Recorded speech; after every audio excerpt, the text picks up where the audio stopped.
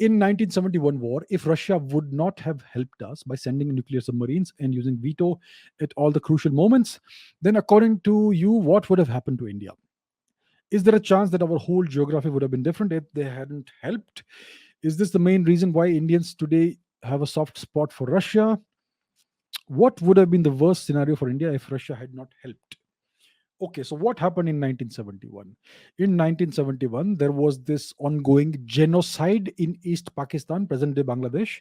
The Pakistani army was murdering tens of thousands, hundreds of thousands, millions of innocent men, women, and children, Bengalis, irrespective of the religion. Of course, most of them were Hindus. They were targeting Hindus, but anybody who helped them was also targeted. Intellectuals were targeted. Anybody who has a higher education degree was targeted. So they were trying to wipe out the flower, the cream of the crop of the people of Bengal, and they were trying to eradicate Hinduism once and for all from Bengal. Right. So the genocide which was going on over there would have killed between 1 million and 5 million Bengalis. The official figure is, I don't know what the official figures are. Don't believe the official figures. They are always under representations of what really happened.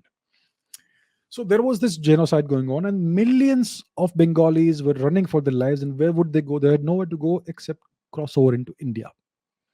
Because when things go bad, no matter where you are from, you want to go to India. Today, even Afghans want to come to India. Now they will recognize India as their as the only nation that can save them. So these Bengalis, millions of them, they were streaming into India, trying to escape from the horrific genocide that was going on there.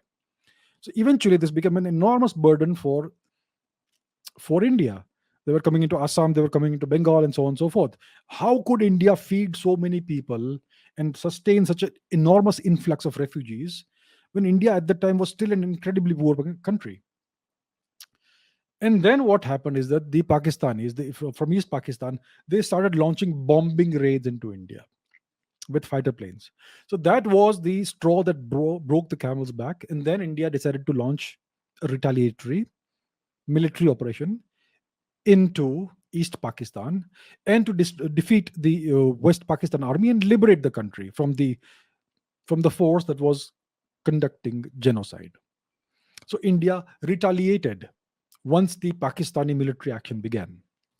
Then what happened is that the US government under Nixon and the Secretary of State Henry Kissinger, they decided to intervene on behalf of the Pakistanis. So the United States supported the ongoing genocide in Bangladesh, in East Bengal. The Americans were on the side of genocide. They decided to take military action to allow the genocide to go on. And they were aware of what's happening. Read the book, The Blood Telegram. They were aware. The American government was very well aware of what the Pakistanis were doing, and they were fine with that. So now that India starts this military operation, what the Americans do is they send an entire aircraft carrier task force into the Sea of Kalinga, the Bay of Bengal, to intimidate India and to threaten India. Because that aircraft carrier would have dozens of fighter planes with lots of arms and ammunition. They could possibly obliterate parts of India with that. And it's not just one aircraft carrier, it's an entire strike group with lots of destroyers, a few submarines, and all that. So that was designed to intimidate India. And they were stopped and they were prevented from doing this because the Russians sent a fleet of nuclear submarines to the same place. So when the Americans arrived into the Bay of Bengal, they were met by Russian nuclear submarines. And that's why they had to back off. They sent the USS Enterprise to India, but it was met by this waiting task force of Russian nuclear submarines. And that's why they had to back off. Otherwise, what would have happened? The question is, had the Russians not helped India out, what would have happened? The Americans would have interfered militarily. India, I suppose, at the time was no match for the American uh, the aircraft carrier task force strike group that they'd sent to India. It would have had enormous firepower. They could have broken India into pieces, possibly. They could have cut off more parts of India, maybe the far east of India, the so called northeast of India. Possibly they could have done that. They would have certainly tried to humiliate India and break India further into pieces. So, what is the worst case scenario for India? You would have seen a Pakistani victory over India. And if the Pakistani army would have prevailed in East Pakistan, maybe the Pakistani army in West Pakistan may also have been encouraged to go further and try to take over the rest of Kashmir and maybe even strike for Delhi. Because that's always been the great dream of the Pakistani army. We'll have lunch in Jaipur and dinner in Delhi, that sort of thing. That has been the great dream of theirs. So, possibly, had the Russians not stopped the American aircraft carrier group, such things may have happened. So essentially, you can say that the Russians saved India by sending their nuclear submarines to to confront the American aircraft carrier in this strike group, task force, whatever you call it. So it's possible, like you say, Shivang, that our geography would have been completely different. Maybe India would have been broken into pieces had the Russians not intervened and helped India out. And of course, the Russians always supported India in the UN Security Council by using their veto power whenever it was necessary. It was the USSR that did that.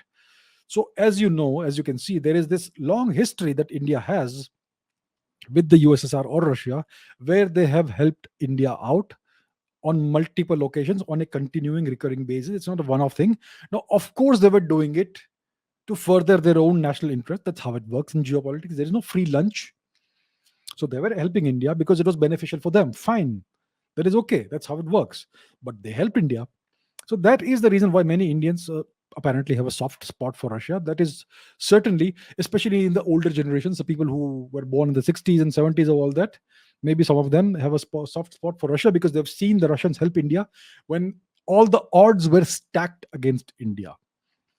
I mean, there was a make or break moment, a make or break episode in India's history. Had the Americans actually used the military option against India, it could have broken India. An aircraft carrier strike group is a massively powerful uh, military deployment.